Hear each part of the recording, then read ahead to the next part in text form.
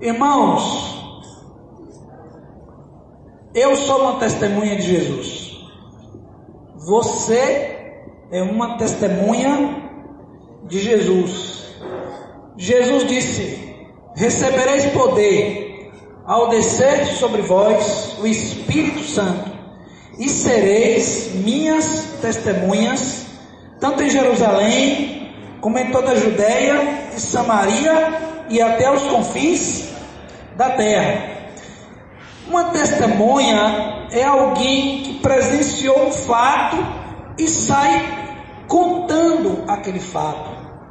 E a importância daquele fato, a veracidade daquele fato é atestada, é confirmada por aqueles que assim viram.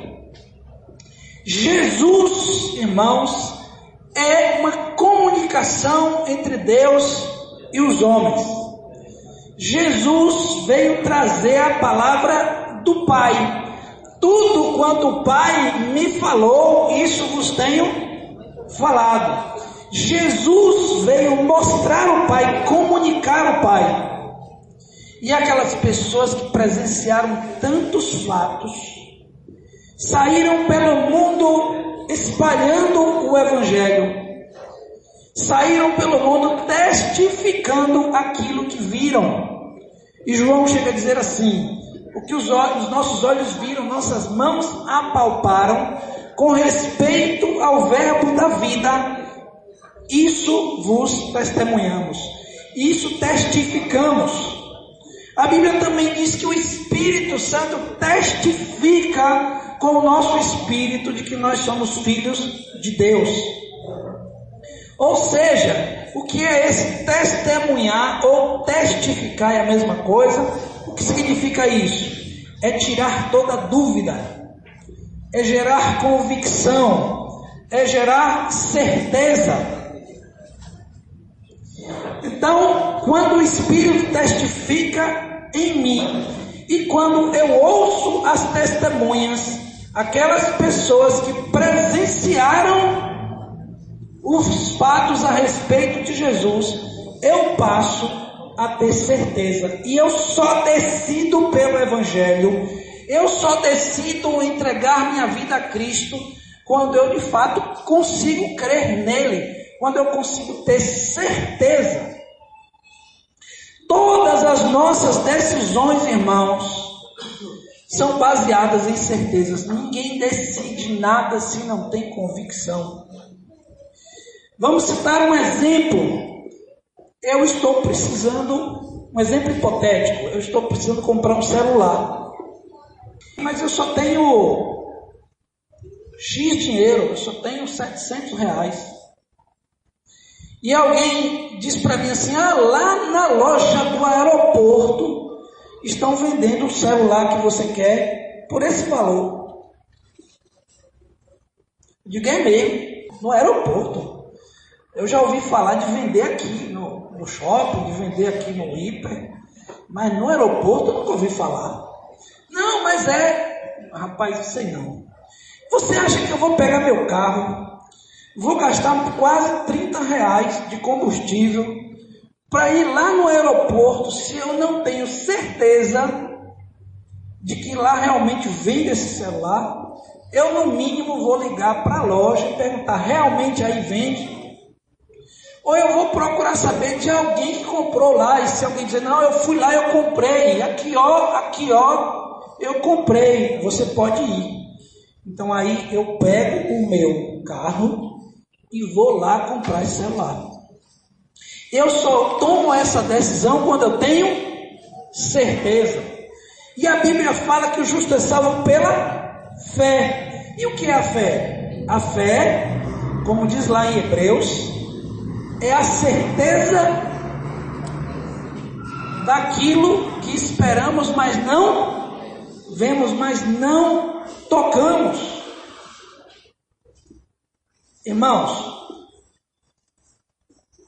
o Evangelho chegou até nós através das testemunhas. Como você tem certeza que Jesus realmente morreu e ressuscitou? Como você tem certeza que Jesus esteve entre os homens? Quais são as evidências? Como você pode ter convicção de que o Evangelho é verdadeiro? Eu tenho convicção que o Evangelho é verdadeiro baseado em 3 coisas. Primeiramente, por causa da Escritura. A Escritura é o testemunho de homens que andaram com Ele. Não só as Escrituras inspiradas, mas também escritos de outros homens que viveram na época e que falaram a respeito do que aconteceu, como Flávio Joséfo, por exemplo, um historiador judeu. Eu também tenho certeza, ao ponto de eu me converter e me entregar a Cristo, por causa do Espírito Santo que foi derramado, e que a Escritura diz que ele veio para convencer o homem da justiça, do pecado e do juízo. E ao ler a Escritura desde cedo, desde criança, aquela palavra foi fazendo sentido para mim, aquela palavra foi me sendo ministrada ao coração através do Espírito Santo, que me convenceu da justiça, do pecado e do juízo, que me conduziu a toda a verdade, que me fez lembrar daquilo que Jesus ensinou. Até hoje, irmãos, a minha família é testemunha. Eu não posso assistir um filme sobre Jesus, que quando Jesus aparece, quando ele cura alguém e tudo, as lágrimas rolam. Um negócio toma conta de mim, e eu fico ali, estatalado, diante daqueles fatos. Aquilo é o Espírito Santo testificando com o meu espírito que aquele homem não era um homem comum. Ele se fez comum. Ele se fez comum. Ele se fez semelhante a nós. Ele deixou sua glória. Ele deixou seu poder. Ele deixou sua infalibilidade e viveu entre nós como homem que até podia pecar, mas não pecou.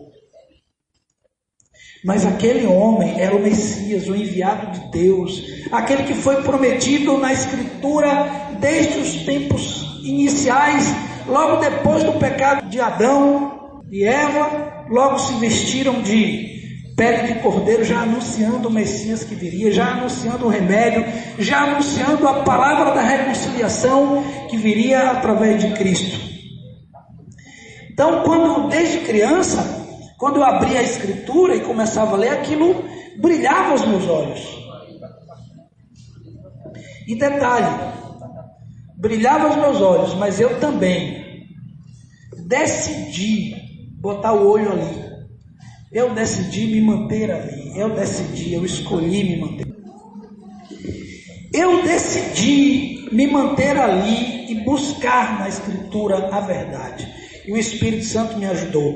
Mas a terceira coisa que me fez realmente encontrar Cristo foram os testemunhos das pessoas que viviam ao meu redor. Minha mãe, minha avó, meu avô. Quem convive com minha família sabe, todo mundo, a grande maioria convertido. Minha família, eu via Jesus na minha família. Eu via a transformação que Jesus tinha feito na vida dos meus familiares. O testemunho das pessoas que andavam ao meu redor. E tudo isso foi tocando meu coração, a ponto de eu entregar minha vida a Cristo com 11 anos de idade. Vamos repetir as 3 coisas? Primeiro, a Escritura. A Escritura testemunha. Homens que andaram com Jesus. Homens que andaram com Deus. A Bíblia é um livro de história que conta a relação de Deus com os homens. A Bíblia é uma carta de Deus aos homens. Aqui está um testemunho. Segunda coisa, o Espírito Santo, que foi derramado sobre toda a carne, ele testificou em meu coração, testificou no teu. A graça de Deus me atraiu, me chamou. E a terceira, o testemunho das pessoas que estão ao nosso redor. Nós sabemos, irmãos, a Escritura está aí. O Espírito Santo está derramado. Mas tem uma parte que nós precisamos aprender, que nós precisamos trabalhar, que nós precisamos ensinar com clareza, que é a parte do nosso testemunho. Porque temos visto que todas as atribuições que são dadas ao Espírito Santo no trabalho dele aqui na terra, há palavras correspondentes que dizem respeito à nossa cooperação. Quando a palavra diz que o Espírito Santo é consolador, a Bíblia manda você consolar os irmãos. Quando a palavra diz que o Espírito Santo ensina, Jesus mandou você ensinar a guardar tudo o que Jesus ensinou.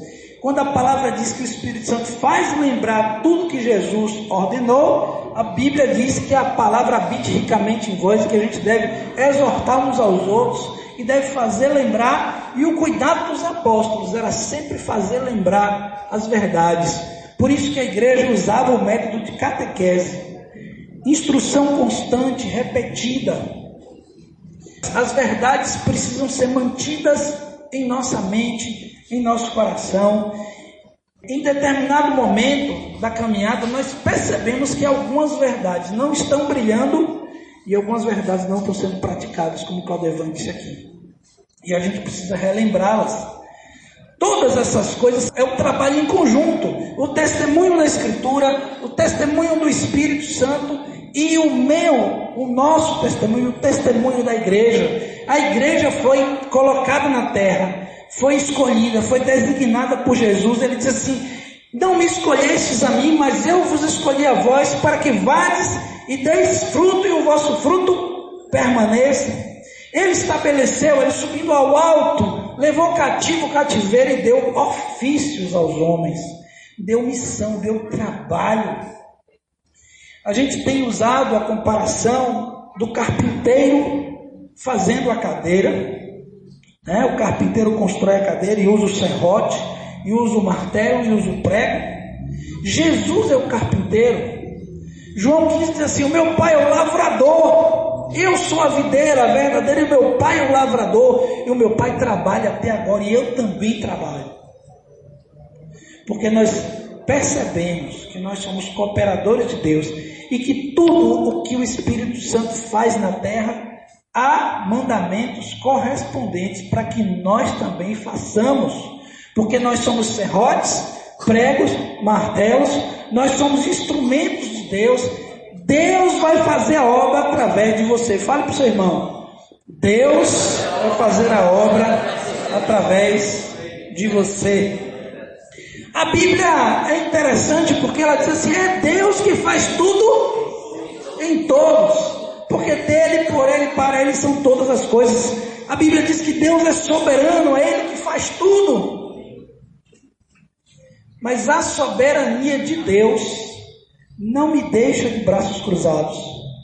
A soberania de Deus me faz descruzar os braços para trabalhar, porque eu entendo que ele me usa como serrote, que ele me usa como martelo, que ele me usa como prego. Amém? A gente entende que Deus colocou em você língua. Língua. Deus colocou ouvidos. Deus colocou pés e pernas, braços e mãos, talento e inteligência. Deus colocou fôlego de vida em você. E tudo isso por causa do seu propósito eterno. Tudo isso porque Ele queria uma família de muitos filhos semelhantes a Jesus. Mas o pecado entrou no mundo, irmãos. E o que é o pecado?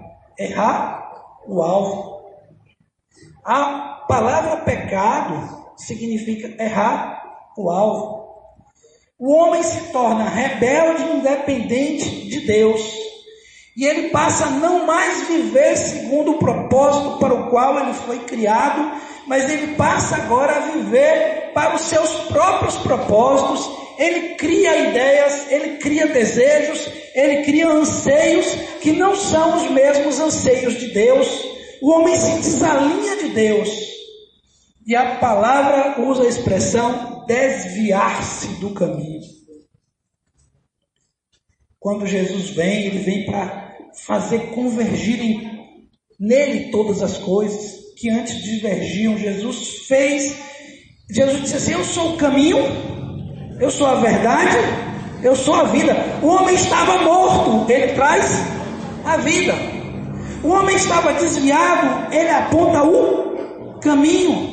O homem estava enganado, preso na mentira, ele é a verdade que liberta.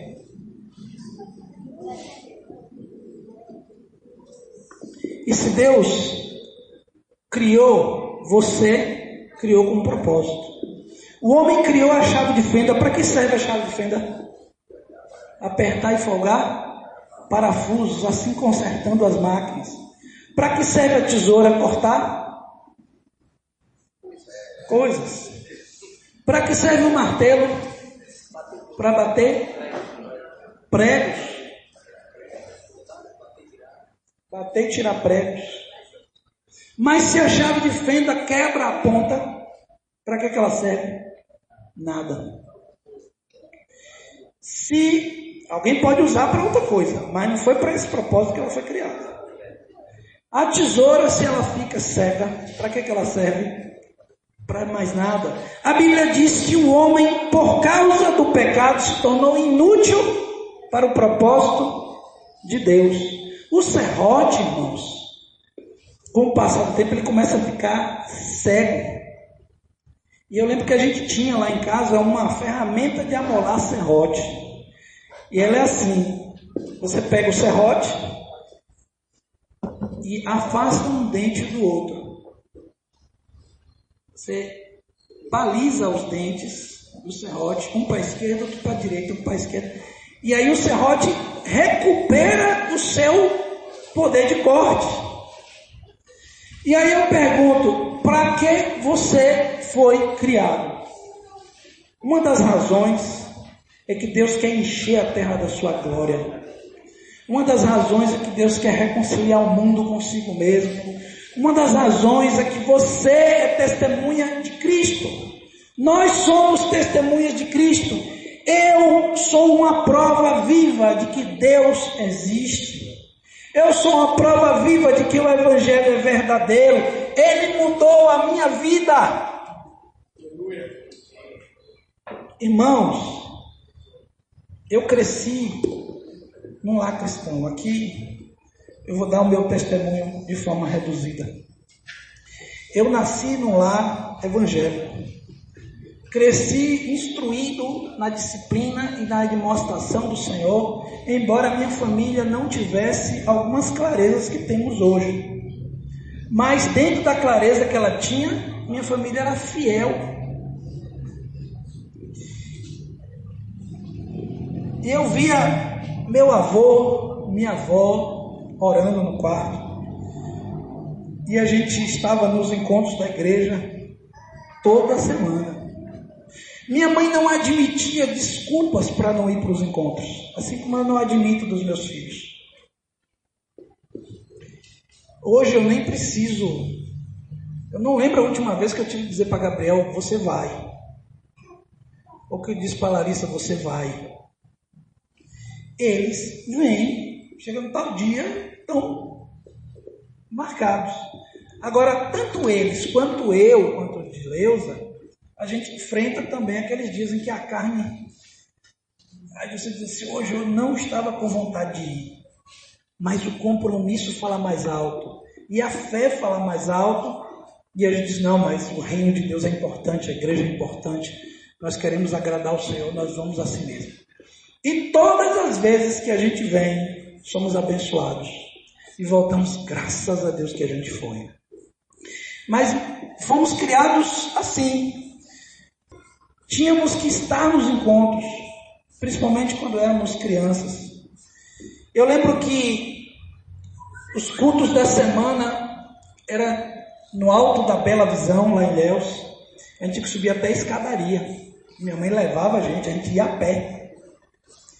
Íamos a pé como numa distância como daqui lá em casa, mas que pra gente que era criança, era como se fosse em outro país, né?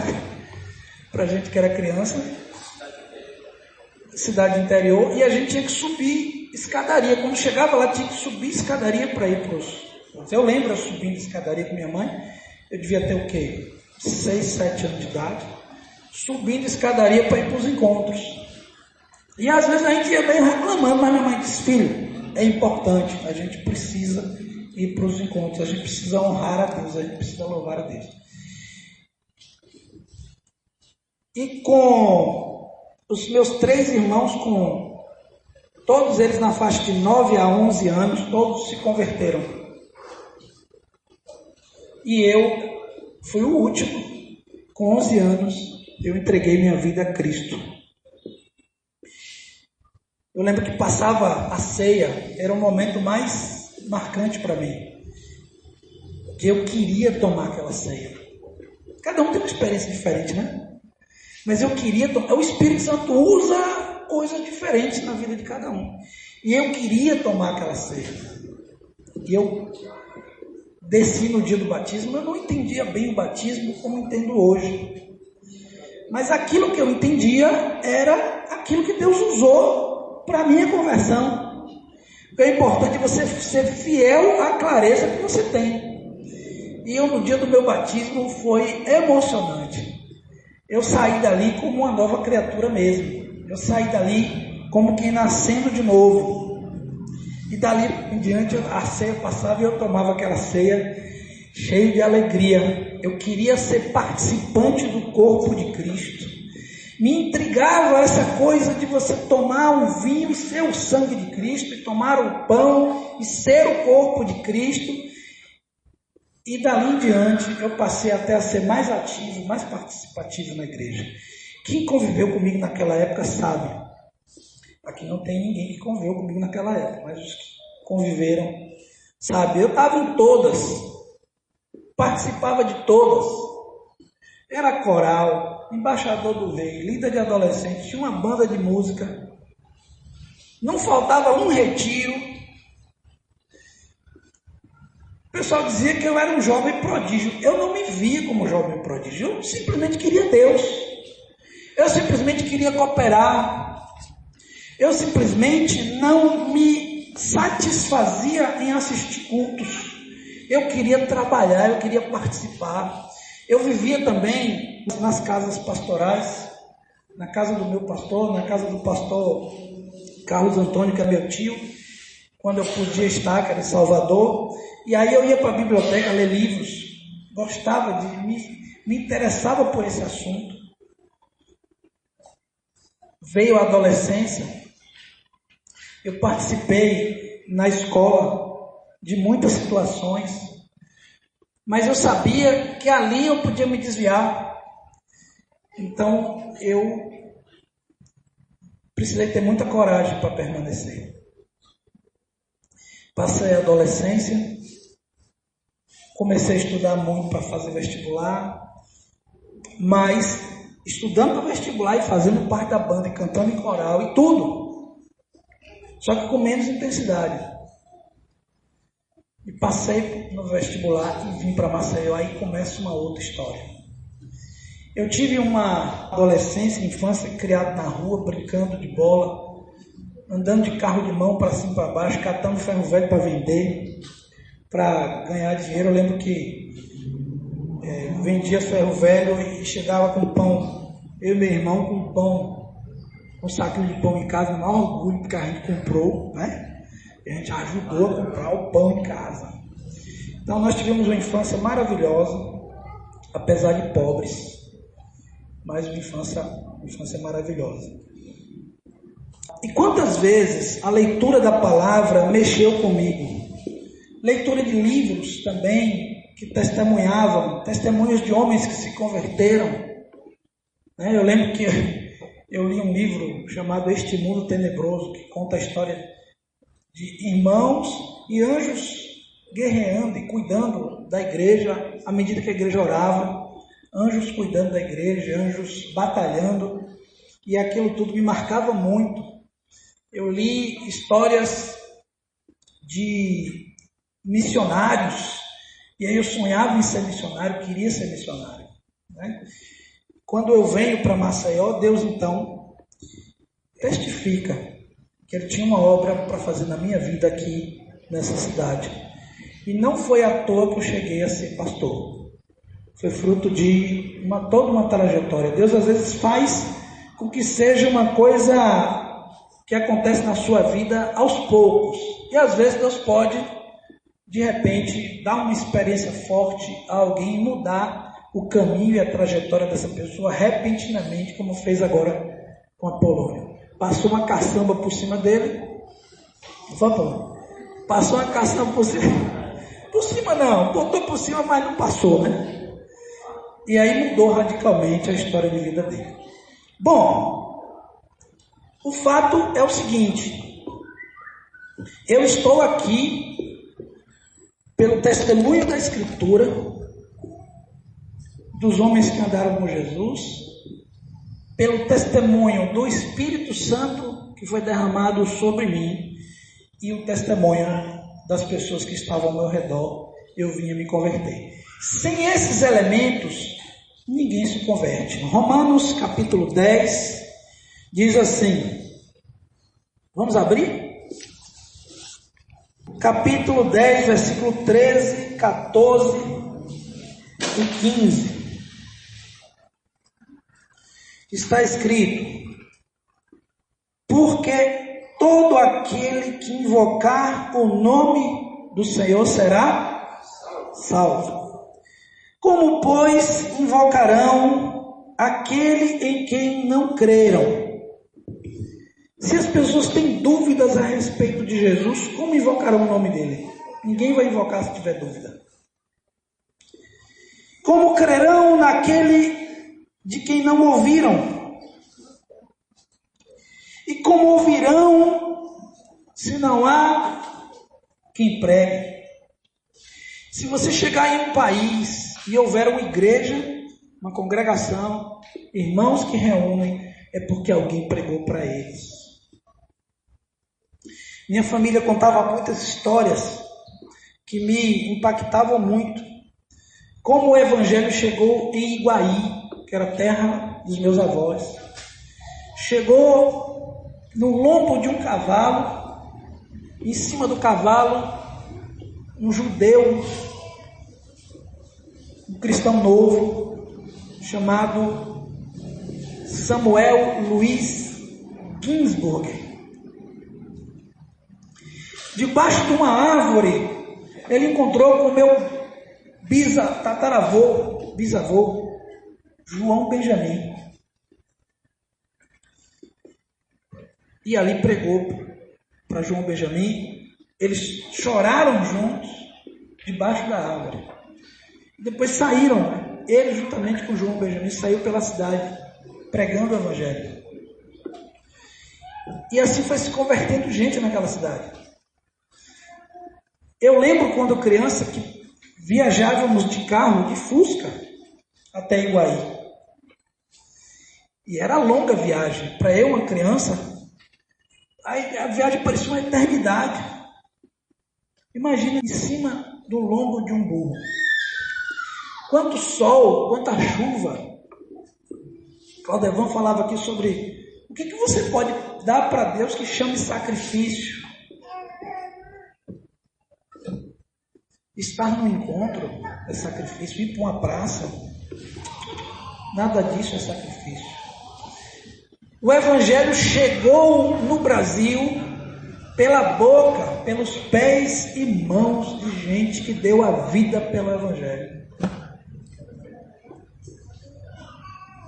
Os batistas, os presbiterianos, que saíram espalhando pelo Brasil, e outras congregações, outras denominações também, que saíram espalhando o evangelho pelo Brasil.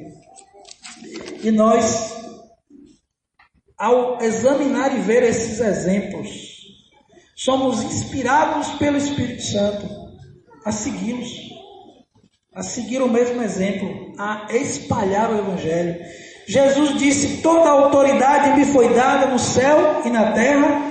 Ide, portanto, e fazei discípulos de todas as nações, batizando-os em nome do Pai, do Filho e do Espírito Santo, ensinando-os a guardar todas as coisas que vos tenho ordenado, e eis que estou convosco todos os dias, até a consumação dos séculos. Você é um serrote, você é um martelo, e a igreja é afiadora de serrote, e a igreja é amoladora de martelo, e a igreja é desentortador de prego. A igreja é um centro de treinamento. Jesus olhou para a multidão e se compadeceu dela e viu que elas eram ovelhas sem pastor. Irmão, você já parou para pensar quanto tem tido de suicídio por aí? Quantas pessoas estão sem esperança, morrendo? Quantos estão iludidos? E no dia do juízo, quando abrirem os olhos, vão estar diante do inferno. E você, o que você fez? É preciso acordar. Nosso alvo não é a nossa felicidade nessa terra. Nós estamos em guerra, irmãos. As pessoas estão perecendo e morrendo sem o Evangelho, enquanto a gente pensa aí na nossa timidez, enquanto a gente pensa no nosso conforto. O Senhor nos chama, o Senhor nos exorta, o Senhor nos admoesta a nos sacrificar por Ele. Rogo-vos, irmãos, pela compaixão de Deus, que apresenteis os vossos corpos como sacrifício vivo, santo e agradável a Deus. Este é o vosso culto racional. E não vos conformeis com este mundo, mas transformai-vos pela renovação da vossa mente, para que possais experimentar qual seja a boa, perfeita e agradável vontade de Deus. E a vontade de Deus, irmãos, é essa: que todos os homens sejam salvos. Por isso que oramos no início do encontro, oramos pelas autoridades, oramos pelo país, oramos para que Deus nos dê a chance de pregar o Evangelho, oramos para que tenhamos uma vida tranquila e piedosa. A vida piedosa não é a vida voltada para o meu estômago, para mim mesmo. A vida piedosa é uma vida fruto da misericórdia de Deus, das compaixões de Cristo. E como eu que experimentei o perdão, também quero perdoar. E como eu ouvi o Evangelho, também quero que outros ouçam. E como eu tive a participação de pessoas que me comunicaram a verdade, eu também quero comunicar a outros. E como eu pude ver Jesus na vida das pessoas que estavam ao meu redor, eu quero também que as pessoas vejam a vida de Cristo em mim. Amém? Essa é a nossa missão. E isso precisa arder nos meus olhos. Isso precisa arder no meu coração. E se não estiver ardendo, nós somos chamados ao arrependimento.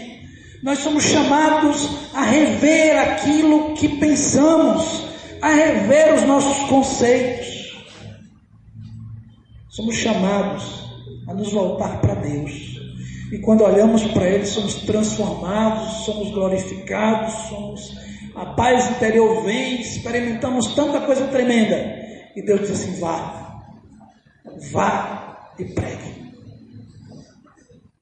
Essa missão é algo tão fantástico, é algo tão forte, é algo tão grande, que nós, como discípulos, precisamos nos comprometer com ela.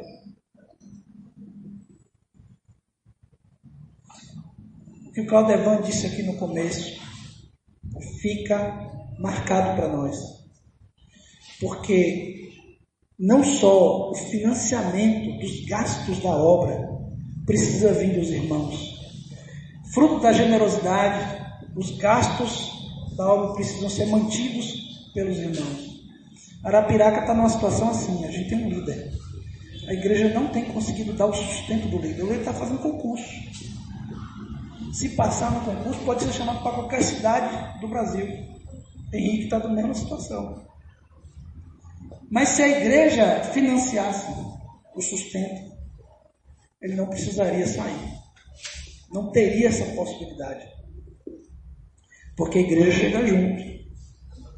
Assim também, não somente na questão financeira, mas na questão, como Claudevan me dizia outro dia, às vezes a gente tem uma programação para fazer e a gente procura pessoas que possam ajudar e não encontra, porque ninguém está disponível. Hoje eu começava com Valdemir, porque aconteceu uma situação que atrasou o Valdemir, ele não pôde estar mais cedo. Eu disse, como a vida está complicada, né? Quantas coisas acontecem em dia de encontro para a gente não estar aqui. Quanta dificuldade temos para juntar os irmãos. Como fazer com o Jorge? Que viaja de segunda a quinta, tem filho novo. Filho novinho, tem esposa para dar atenção. Tem uma pimpolinha ali, lindinha. Como fazer isso? Nós temos vivido tempos difíceis, mas eu quero dizer aos irmãos, esta obra, a igreja, é o sonho de Deus, é o desejo de Deus. Está nas tuas mãos. A tua perna é de Deus, teu braço, tua língua, tua boca, teus recursos. Você não foi chamado para ser feliz nessa terra, você foi chamado para dar a vida pelo reino de Deus, porque Jesus deu a vida por você e te salvou e te livrou da ira eterna. Você foi chamado para isso. Nós somos compreensivos com as dificuldades dos irmãos, mas quando somos compreensivos com a dificuldade, mas não expomos o valor disso, às vezes os irmãos ficam com uma visão curta, uma visão minimizada da situação. Irmãos, Jesus morreu por isso aqui, pela obra dele. Jesus morreu pela igreja, Jesus morreu por você. Jesus morreu pelos que estão aí fora. Jesus morreu pelos que estão iludidos, perdidos. Jesus te chamou para alcançar outros. Você não pode se intimidar. Você não pode deixar que as coisas, as barreiras impeçam. Mas essas barreiras já existiam no tempo de Jesus.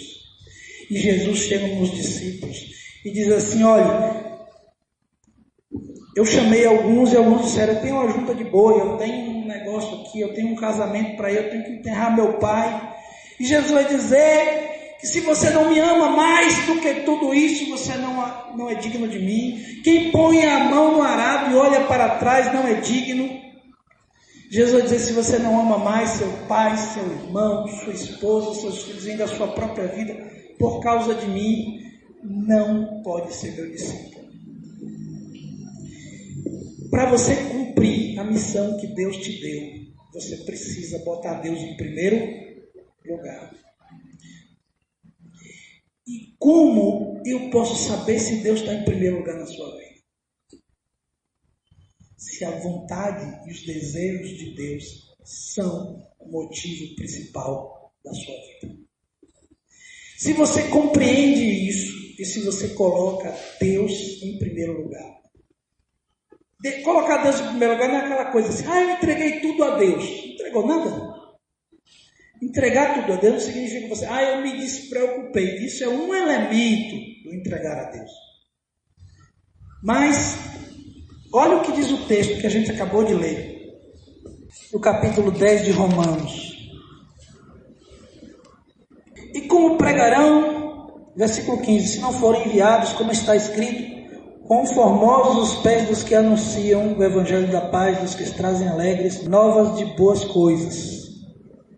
Mas nem todos têm obedecido ao evangelho. Nem todos têm obedecido. Então você hoje é chamado a obedecer. 2019 vem aí, irmãos.